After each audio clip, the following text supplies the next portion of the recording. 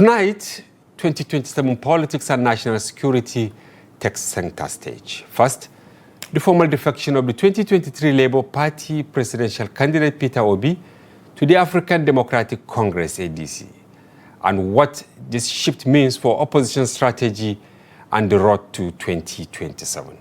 And joining us is an ADC Chieftain, a member of the National Working Committee and the National Treasurer of the party, Dr. Ibrahim. He's going to talk specifically on so many issues, and we'll ask him whether this is the beginning or what they stand to gain with the latest defection of Peter Obi. Later, we examine fresh moves to tackle worsening insecurity following the recent offensive by the U.S. forces in Sokoto, which comes not long after the federal government declaration of a national emergency on security. We'll be speaking with security analyst Dr. Steve Okori for a clear breakdown of the measures, the gaps, and what to expect. But first, the latest developments from the political space. Former Labour Party presidential candidate in the 2023 elections, Peter Obi, has formally defected to the African Democratic Congress, ADC. The former Anambra State Governor announced his move on Wednesday at the Nike Lake Resort in Enugu during a New Year address.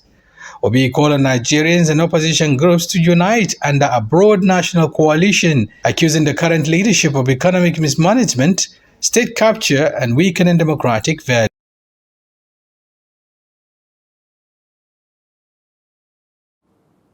Shafiu Suleiman there with the latest development in the polity. As I said earlier, in the studio is Dr. Ibrahim. Once again, welcome to our studio. Thank you very much. You are smiling this time around, unlike the other time when you came.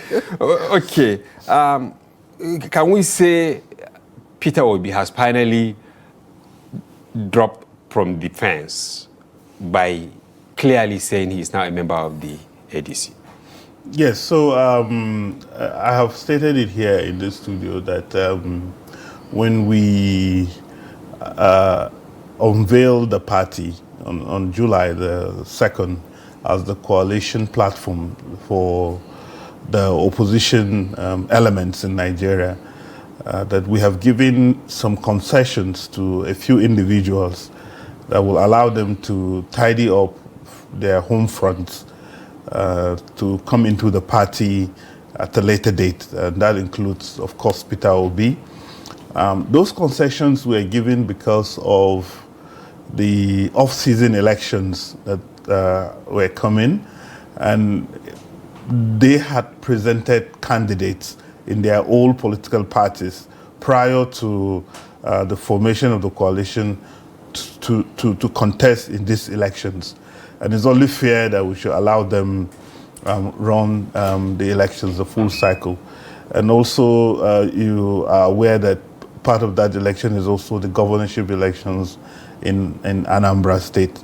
So there was an arrangement that will allow time for them to tidy these arrangements and come into the party later. So we've always known that he will eventually formalize his position with the party when the time comes.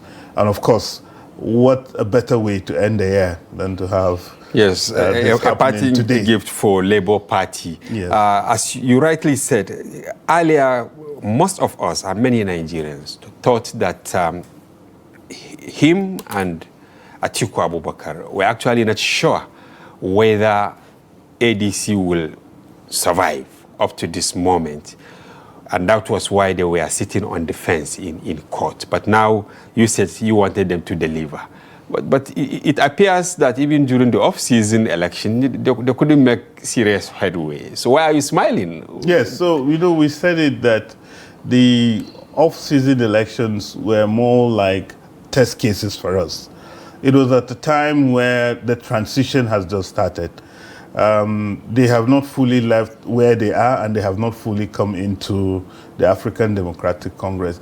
It was something that came at the time that we were battling with the formation of the party, and also battling with all the spanners that have been thrown on our wheel of progress by the government. Allegedly.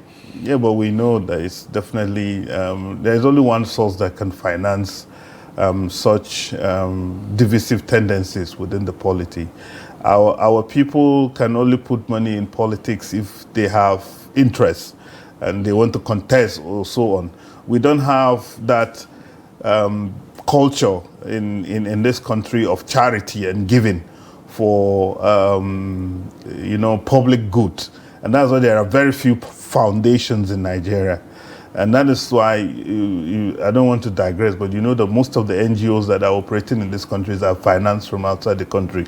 We don't have that culture. If you see politicians putting money in a political process because they want to gain something out of it, and where these monies are put, and there is no politician aiming to gain something from it, then you know that the money is coming from government. And what does it mean to have a Peter Obi joining ADC at a time when governors, key politicians are gravitating towards the ruling party? Yeah, so we have seen this scenario in 2014. So it's not new? No, it's not new. A lot of governors they behaved in the same way as a build-up to the 2015 general elections. They moved into the PDP at the time that the APC coalition was being formed. But ultimately, it did not stop Goodluck Jonathan from losing the elections. But history aside, let's look at the reality today. In every part of this country, people are not happy with what is happening. People are complaining about the level of poverty and deprivation in the country. Of course, it was captured in the speech delivered by Peter Obi, and I've mentioned something about it here, that 130 million Nigerians are affected by multidimensional poverty. And is this the record that is so wonderful an achievement for the present government that is making those governors to want to join the ruling party so that they wrap up on these successes? You know, it's not true. So there is a difference between a governor moving for whatsoever selfish reasons into the ruling party, and then the fact that the people who really matters when it comes to elections are dissatisfied with the order of the day. So it is the governors that are moving, not the people. Don't you think they have enormous resources, more so the removal of subsidy, and they all admit that they have resources now? Do you think you will surmount their power to make any headway? I think they have missed the goalpost. They're supposed to have used these resources to make the lives of our people better. They're supposed to channel these resources into education, into healthcare, into poverty alleviation, into infrastructure, real critical infrastructure that will touch on the lives of the people directly. That has not happened. Most of the resources is neither here nor there. And outrightly, if you dig below the surface, you will find out that a lot of it might have been mismanaged. And to a large extent, some of them may be defecting because they feel that they will get some cover in the ruling party. And this is generally the case with those of them that have already served, that are serving their second term. They want to get cover, maybe so that they are not persecuted, maybe after they have left office and the immunity they enjoy now is no longer there. So it's such an irony that a lot of resources was made available to all the three tiers of government as a result of the removal of the subsidy, and more so the enormous foreign loans that we have taken within this period. So, but what has happened to the common people on the street? Have they seen better governance? Have they seen an improvement in their conditions? Have they seen an improvement in say the indices? That, you see that as one selling point. Yes. So that is why I'm telling you that it is the governors that are moving, not the people. The people are still... The people are there complaining and they're dissatisfied.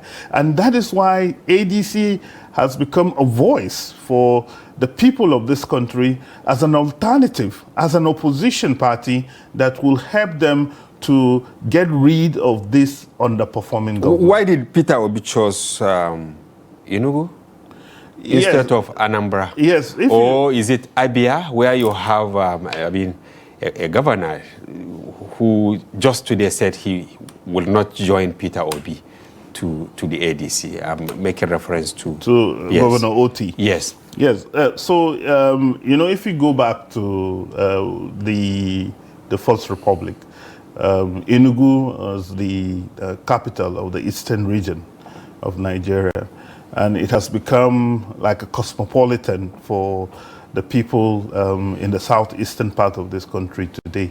So he wasn't moving just as maybe a Peter Obi or a former governor of Anambra State. He is moving as a national figure with the support of other key politicians from the southeast region. And so it is only imperative that he does it in a place like Enugu. Enugu is like Kaduna in the north. And you know that a lot of big political activities and decisions are likely taken, if it affects the northern region, because solely is not taken in Abuja, they take it to Kaduna. Will that not show him as a regional champion?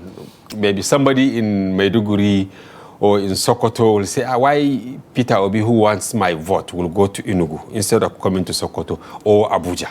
Yeah, so I think it's strategic in the sense that politics, to a large extent, is a bit local, and Enugu is more local to him than, say, Abuja or any other part of Nigeria. And more so, they are trying to present the picture of a consolidated move, because there were people from Abia with him, Governor Ehidioha. We have the likes of Ben Obi from Anambra, Peter Ome from Anambra. So it wasn't we heard that some members of the National Assembly. Yes, so those are the ones I'm and Aisha Yusufu also? Yes, I saw a post somewhere. Yes, they're like, there's an adage in Nigeria, it's like 5 and 6. So you cannot separate some of these supporters from... And Abaribe there, right? Yes. Okay, this key question. Will I be right if I say, because he has what we call fanatical following. Yes. They call themselves obedience. Yes. Is it all of the obedience that are going with him, or some are actually protesting this movement to ADC because they believe in Labour Party, or they don't believe in what ADC stands to offer? To a large extent, the Labour Party as it stands today has been completely decimated. The internal crisis within the party has made it so dysfunctional to a large extent that it doesn't present the picture of a viable platform for anybody to want to contest elections under. The obedient movement, of course, is made up of mainly young people, and the party has put measures in place to really attract these young people. As a matter of policy, in the offices that we're considering, right from the ward to the local government, the zonal, states, and national levels of the party, we want to have 50% of the officers that will be at the helms of affairs in ADC to be people below the ages of 40. Both males and females. Now, this is unprecedented in the history of politics in Nigeria. Of course, if we discount the First Republic, many of them may be within this age bracket because there were no older politicians available then.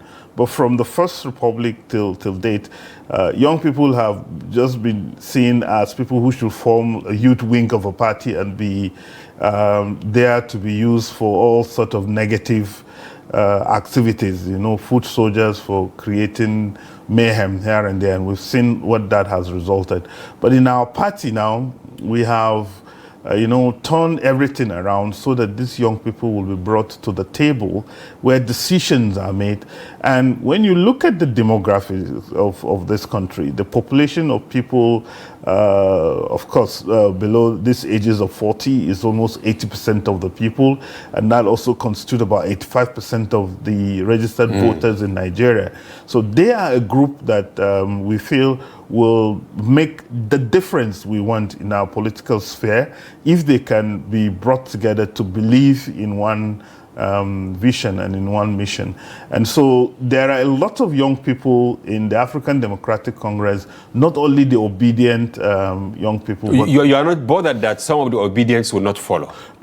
We know that as many of them will follow, because young people, they kind of, irrespective of where they are in this country, they speak the same language.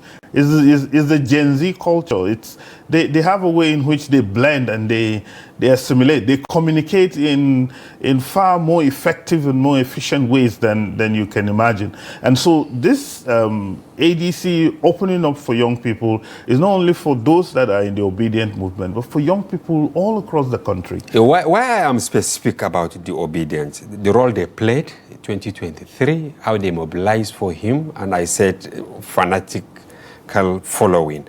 The murmurs we are hearing from here and there is they are not comfortable with the arrangement. And I want to ask this frank question, which requires frank answer from you as member of the National Working Committee, as treasurer of the party, as an elder in the party. Is it true that he has agreed to come and serve as a vice presidential candidate? Candidly speaking, there is no such arrangement. If he has agreed to serve as vice presidential candidate, maybe he will have mentioned it. Where we are today in the African Democratic Congress, we are trying to go into mobilization and registration of members in all the units and the wards and the local governments in this country. We are still at the process of developing party structures. It is only when you have these party structures with a good following that you can now anchor the ambition of any individual on. It is too early, it is premature. The party is not talking about candidates now. What we intend to do ultimately is to get all those that are interested to, first of all, belong to the party, be part of the party, believe in what we are doing as a party, and then during the primaries, in a very fair, in an open and in transparent system, with all the considerations being put in place and the guideline being formulated, a candidate will emerge. Okay, but don't you think that is actually a recipe for chaos? I recall ahead of 2015, from the onset, of course, there were many candidates or aspirants who wanted to get the APC ticket. But deep in their hearts, they knew that it was going to be Buhari. And that was why, before you know it, they were able to coalesce into a force and confronted Jonathan. Now, tomorrow is January 1, meaning you will have less than 6 months. Now you have the likes of Atiku's, Amechis, now Peter Obi's, and all that will all their aspirations. Don't you think at the end of the day you might end up having serious problem to contend with if you are not certain about who is going to lead the train? Okay, so one agreement that I can tell you that we have reached Yes. In ADC is that all the aspirants, as it were, some of them you don't even know, have agreed that whosoever emerges at the end of the day, they will rally around that person and support the person to victory. Now, for us, this is something key and very important, so that we are not building a party around individual ambitions. That would be a very wrong way to move, in the sense that we know what would have resulted if there were no ADC. We know that this country is moving towards a one-party state. We know that the country is moving towards a dictatorship and an authoritarian system that has no concern for the feelings and the aspirations of our people. So it is more important, to create this alternative platform that will bring about the change that the people desire than to create a platform around the ambition of an individual. We are too smart for that. And like I've told you, we have not gone into primaries, but when the time comes, we'll cross that bridge. There are no pre-arrangements per se for anybody to be presidential candidate, or anybody to be a vice. And so all of them are aware of this, and that is why they are making these efforts to come in and also rally support around that. At the end of the day, we'll produce our candidates and we'll rally around the candidates to victory. We had someone like Hamza saying, of course, Peter Obi agreed to, because the primaries have been completed. These were his words. And to do a follow-up from our end here, this allegation that Atiku, the former vice president, actually put some of you in strategic positions in ADC to do the bidding for him. I don't know whether you will clear it. It's not true, but I can simply ask you a very simple question here. Who will you believe? And Kiamu, that is not a member of my party. Including Bayo Onanuga, who said he has attempted to serve, I take the second field. Are they members of my party? Probably they have insiders, because you said the crisis in your party must have been instigated. The crisis in PDD, meaning they have insiders. We know what know what they are doing. Ultimately, they will not succeed. We know they are trying to cause commotion and crisis. We know how threatened they were when ADC was unveiled. We know how confused they are even today as to what strategy to use to clamp down on us. And you know all the shenanigans that we are witnessing in these weeks that have passed. In any case, one thing I can surely tell you is that whatsoever they said as to Peter Obi joining the party to give a speech that he has accepted to be a vice presidential candidate, it didn't happen. There was no mention of vice presidential candidate in the entire speech he gave. And like I've said, the position of the party today is that of building a formidable structure that will anchor the ambition of whosoever emerges through a fair, transparent primary process by creating a level playing field. You believe you have the time? We do. We do. Mind you, these are not strange bedfellows. These are people that have, one way or the other, interacted politically in the past. And there is a common agenda here to get this government out of office. What about the spanners in the works? Because we had, and we knew that there are some litigations in court. Some chairmen of your party, is it in Benue and Nasarawa? I don't know. Then the gubernatorial candidate in Gombe, they have all gone to court in one way. Like the one in Gombe is actually parading himself in a way as the national chairman, not David Mark. Those in Nasarawa and Benue, I don't know what happened in the last couple of days. Have you brought them back on board, or they are still out there challenging what is on ground? We don't have the kind of monies they are getting to give them to bring them back.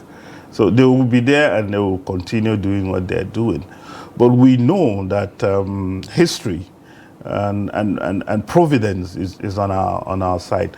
As I'm talking to you now, we have more than a dozen cases in different courts in this country. Will you not suffer the same fate as PDP? About 2 weeks ago, the two factions were at INEC, and at the end of the day, the Turaki faction, INEC said, we don't recognize you. Don't you think something like that will happen? And I think they have paid a big price, PDP in a way, maybe by their doing, or I don't know. They are not on the ballot as we speak now for Ekiti. Is that correct? Yeah, so we don't have a faction. We have one recognized leadership in the party, that is the one, the leadership of Senator David Mark as national chairman, and His Excellency Governor Raouf Aregbesola as national secretary. We don't have any other faction. Do you think you'll be recognized by INEC? Because we have seen in PDP, the former INEC chairman recognized is it the Turaki faction? Or something like that, they were recognized at certain time. I'm not making reference to Turaki per se, but then Damagum, they were doing everything together. They went to Ibadan for the convention. But finally, a big hammer knocked their head, and now I don't know what will even happen to them. Don't you think similar thing will happen? No such thing will happen. Okay. I know there was some apprehension when it took almost 2 months after the July 29 convention of the party before INEC will upload the names of the new leaders of the party. But even when they did not upload the names of David Mark and Aregbesola as chairman and secretaries respectively, the names on the INEC website was actually that of the former chairman, Ralph Okeimosu. So you can see that the transition was smooth and successful. We don't have a faction in ADC. Okay, finally, what are you expecting in the coming days?